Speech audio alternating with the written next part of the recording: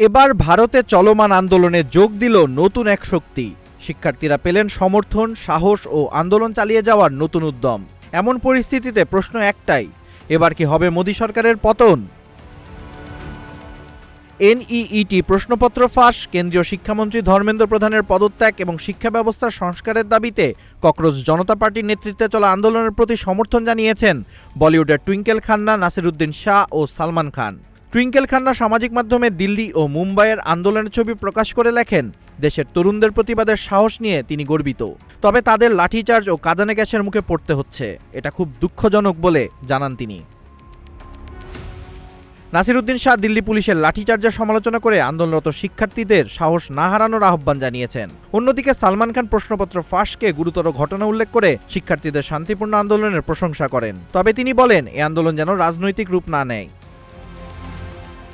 এদিকে চলো সংসদ কর্মসূচিতে পুলিশের লাঠিচার্জ ও কাঁদানে গ্যাস নিক্ষেপে অনেক শিক্ষার্থী আহত হওয়ার অভিযোগ উঠেছে। এ বিষয়ে পুলিশের পদক্ষেপের প্রশংসা করে বিজেপি সাংসদ ও অভিনেত্রী কঙ্গনা রানাউত বলেন, সংসদ সদস্যদের নিরাপত্তার জন্যই ব্যবস্থা নেওয়া হয়েছে। এখন প্রশ্ন, বলিউড তারকাদের এই সমর্থনে আন্দোলন কি মোদী সরকারের পতন ঘটাবে?